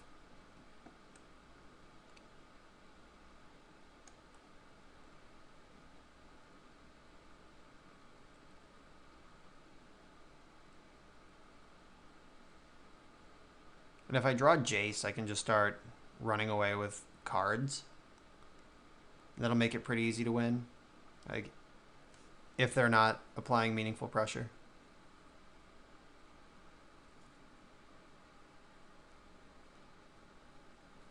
Yeah, if they start like turtling up though, like if I have to deal with this and an emblem. All right, they didn't learn from last game, but I guess I can't flash in my thing right now.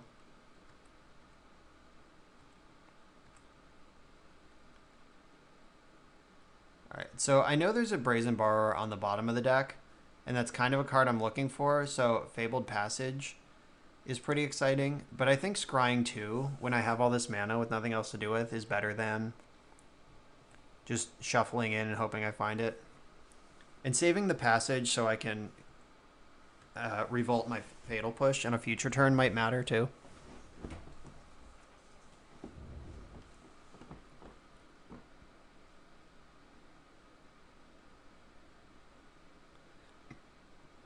So 9 is the minimum amount of mana it takes to go off from nothing with their deck, and they're not even close to that.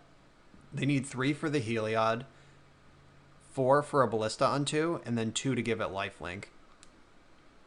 So we're pretty far away from having to worry about just being dead in a single turn. Indestructible and prevent all damage. Okay.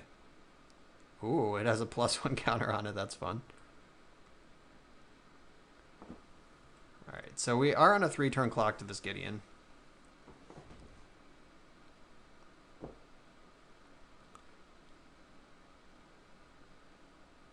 This looks like a Ballista.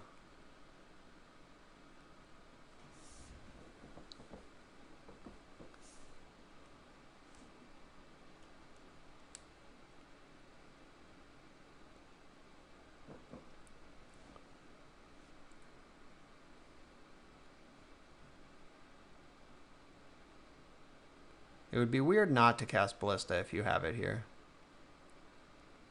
Or playing around Mystical Dispute, maybe? That's fine with me. Like, however much mana they don't dump into it is an extra life for me.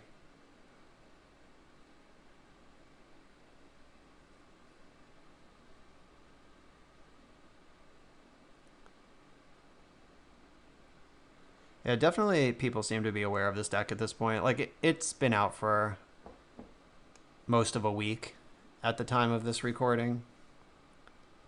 So it's not like super secret tech.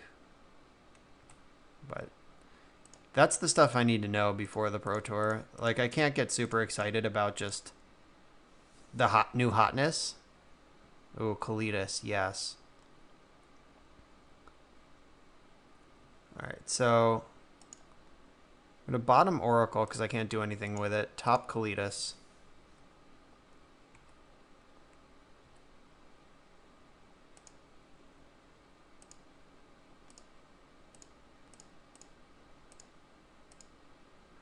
All right, there's Kalidas. 1, 2, 3, 4, 5, 6. I guess I just have to push this thing now.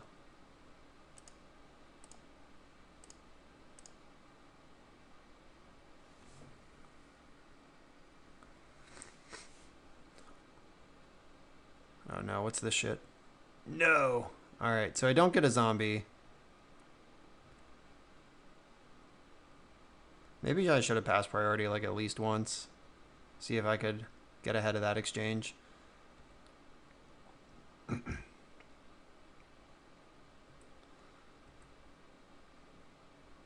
Okay, so we're in some amount of trouble here. And Heliod is a creature if it arrives. It doesn't have haste, but it does give lifelink to this and put a counter on it.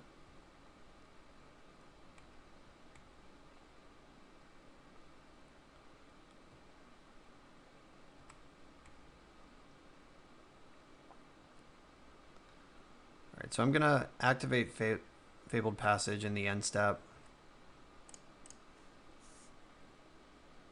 So my outs, I have Noxious Grasp and 2 Brazen Borrowers.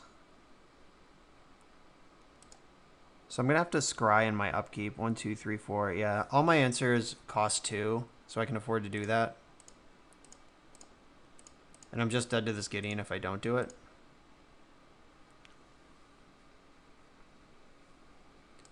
Uh-oh. Bottom, bottom. Bummer. Alright, yeah, we're dead. Yeah, so these white hate permanents were like surprisingly relevant. The Rest in Peace slowed me down game 1. Like I had to do the combo in 1 turn instead of 2.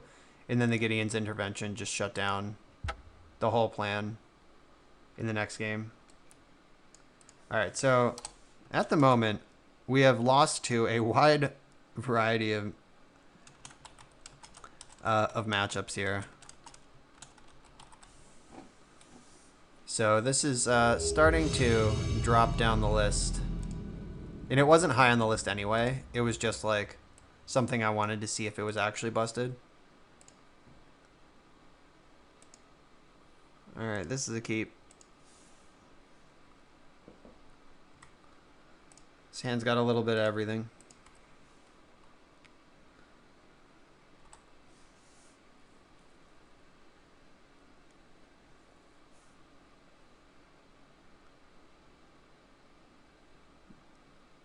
Island Gingerbrute.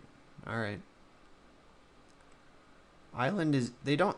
Izzet Ensoul doesn't play many islands, but I'm pretty stoked that I have 2 Fatal Pushes in my hand. So this there might be a different deck, or they just have their island for some reason. Alright, yeah, Izzet Ensoul. And it couldn't have been that different of a deck. I was just thinking, like, the possibility that they might be up to something else. Alright. I'll push this thing. I'm casting this push this turn anyway. Let's get this Ghostfire Blade. No targets. Serpent. Alright. Need some lands. Alright, we found one. Okay, sweet. Now I can Fatal Push and Drown in the Lock. I'm into that.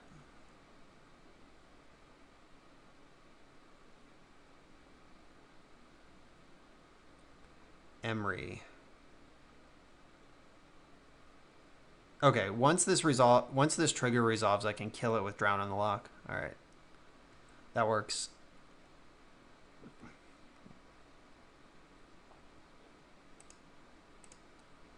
All right.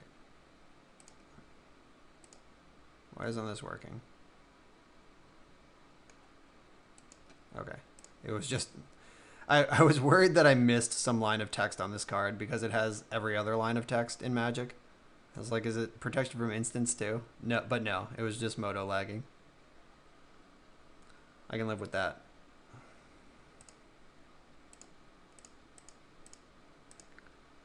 Alright, yeah, and just spewing cards into your graveyard is fine because you have Dig Through Time. I'm going to pay 2 life here so I can dig. So I'm not sure if this deck mains any counter spells right now, but I'm not going to give them the chance. Let's just dig. Alright, Drown in the Lock is still good. And I could take the second dig. Yeah, that's probably where I want to be. Like, this dig mostly whiffed. We didn't find the Inverter, which is what we were looking for. So just set up for the next one, some removal spells, some interaction. They're probably going to animate this right now while the getting's good. Yeah, there it is.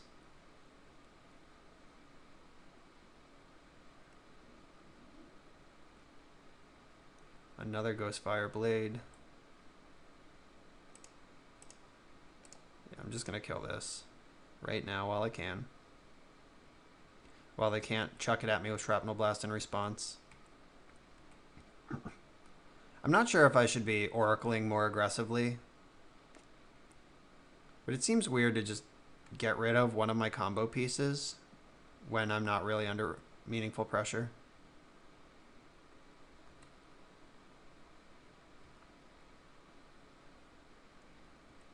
Alright, I'm not ready to commit a Drown and Lock to that. Drown and Lock is one of my best cards here. Alright, now I'm ready. Now that they made it a 3-power creature, that's good enough. Alright, 2 cards in their hand. Hope I'm not punished by this Thoughtseize. Let's clear out a Trap Blast. Ooh, that's much worse. So they had 2 Shrapnel Blasts in their hand, basically, but one of them stays in play forever. So I'll get rid of the Animator. And I gotta keep note that they have Shrap Blast. 4, 5, 6, 7, 8. Maybe I am supposed to Oracle right now. What does that do? The second Dig Through Time is a huge brick.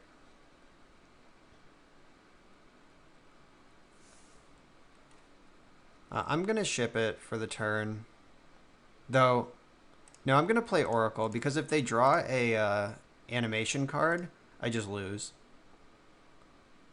Alright, so I'll put Temple of Deceit on top. Get that extra card selection. Alright, that was a good draw for me.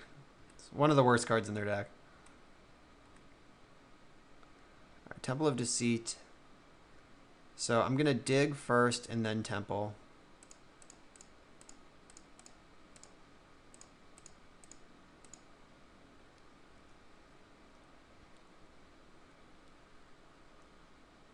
Alright, we found the whole combo. Oracle and Inverter. Temple, we're just looking for a land here. An untapped land, I should specify. In case RNGesus is listening.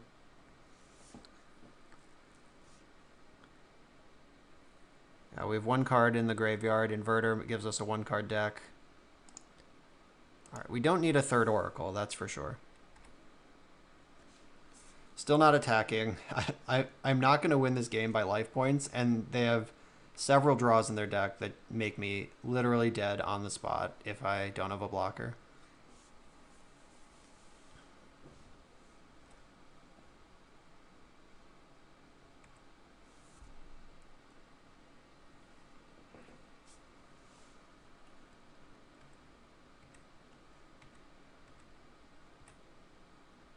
Alright, we found the extra Oracle anyway.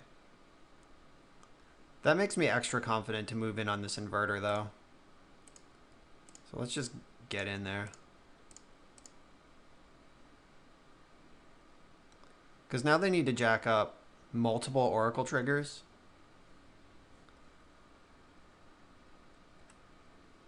Our deck is now Dig Through Time. So let's hope they can't kill me. Like, if they drew I was going to say if they drew Wild Slash and then they top deck Wild Slash, I can still lose this. Top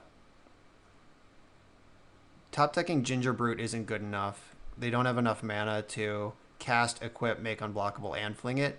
So I just got to fade a Wild Slash. Alright, they scooped it up. That was scary. They had one of the cards. Half of the plan. Alright, so now we want to stay alive. And what are the best ways to do that? So, Censor is not great. Legion's End, pretty sweet. Cast Down. Cast Down misses some things, which makes me nervous. Ritual of Soot. I didn't bring that in last time, but I should have. Then, do I want the... Or, Liliana, yeah, insane. When they don't have a 5/5, this just eats every card in their deck. Thought Erasure is not good enough. I still like Thoughtseize, though. And maybe one Dispute. And my last opponent showed me Rebuke and Stubborn Denial. So, Tasigur is a 4/5. That doesn't line up against anything they're doing. So, I'm fine with another counterspell.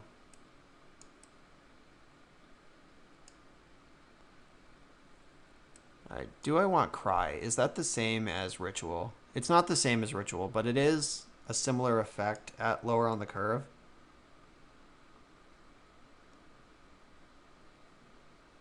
I like Thoughtseize a lot. I like Brazen Borrower too. I just like every card at this point.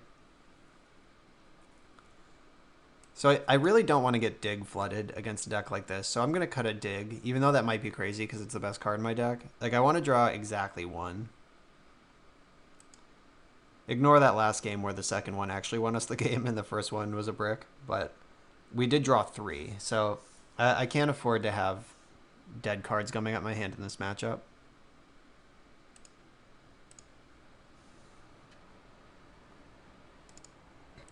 Alright, so this hand has a couple points of interaction and half the combo in one of our digs. So I'm in.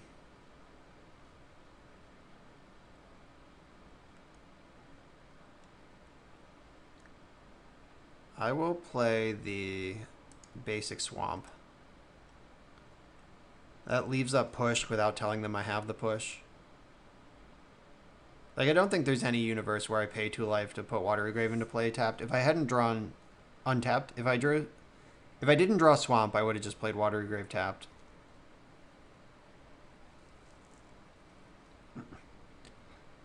So they can't animate. Well, they could animate Darksteel Citadel this turn, but it can't attack because it would have to tap to cast the scissors. And then Brazen Borrower is one of my few ways to buy a little time. Oh, Emery is a good one, though.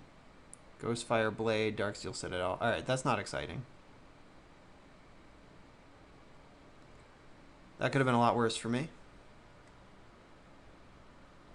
Oh, the second Fatal Push.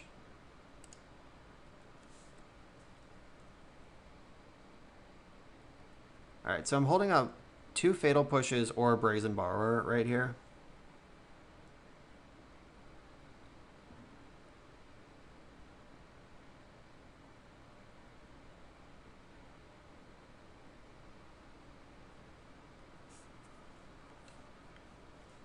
Alright, 3 mana. This is enough to turn Citadel into Scissors. Wow, beatdown. They don't even want their free Ghostfire Blade. You got it, dude.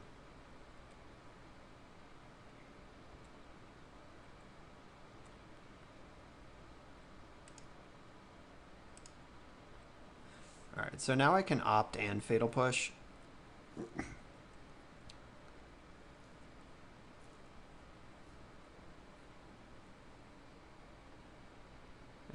I'm genuinely surprised they didn't cast their Ghostfire Blade.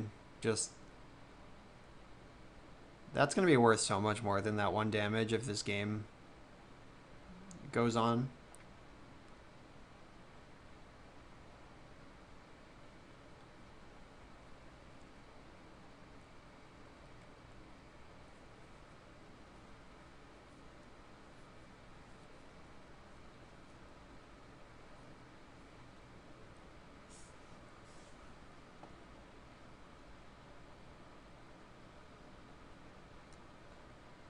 Are they animating? They are animating. And they're holding up Stubborn Denial to do it. Which is mostly fine because I have 2 things.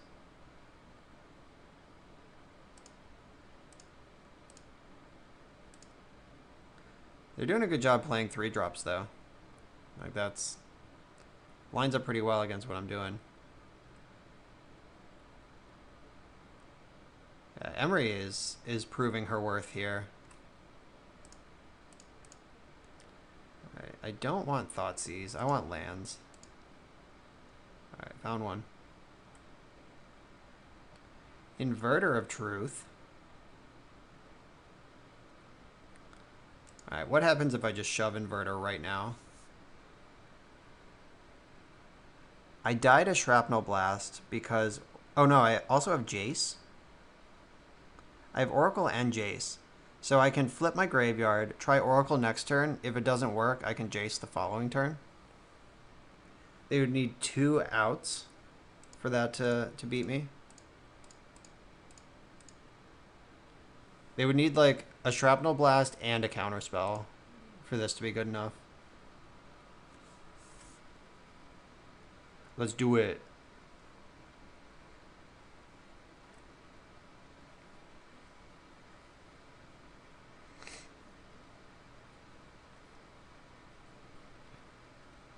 Now, this is kind of fun. Like this is there's definitely a sick thrill to like not having a deck anymore. All right, so they make this unblockable. Oh, Reblade. What, are they just gonna like attack me for 5 then concede? So if they equip this, they need to tap out to make it also unblockable. Okay, so it looks like they're holding up Stubborn Denial. So I'm going to go with Oracle and not Jace. I don't think there's a 1-mana burn spell in the format, much less in their deck, that can stop Oracle here. And it doesn't matter because I drew the opt. I can just opt in response to them killing it. Boop, boop. Oh, Mystical Dispute. Shit. That works. Alright, yeah. That totally works. No. Okay. So that happened. I still have Jace. Let's hope they didn't have 2 answers. Just rammed right into Mystical Dispute.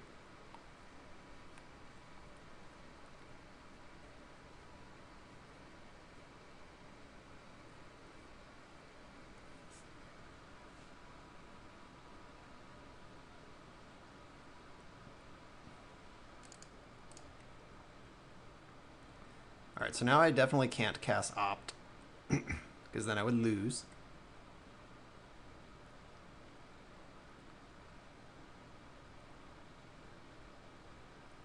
Yeah, they're gonna equip here.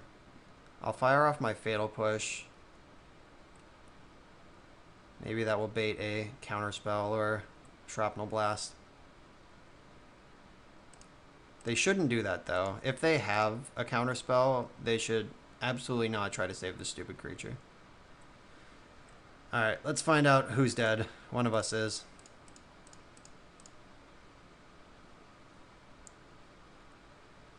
Alright, we did it. Okay, so 2 and 3 with this one.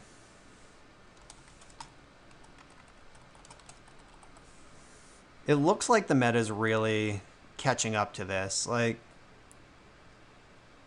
I don't know, maybe not. Like, Mono-White Heliod was the only one that had some hateful permanence in it. Like, Niv Mizzet just straight up beat us on, like, fair and square. They just executed their game plan and it was better than ours. And Izzet Ensoul did the same thing once, and then we did it to them once. So that's about how I'd expect that to go. It's just mostly 2 ships in the night with some minor disruption in both decks. I'm really worried about the Niv Mizzet matchup with Inverter, though. It seems like they just have all the tools. They do a more powerful thing more quickly.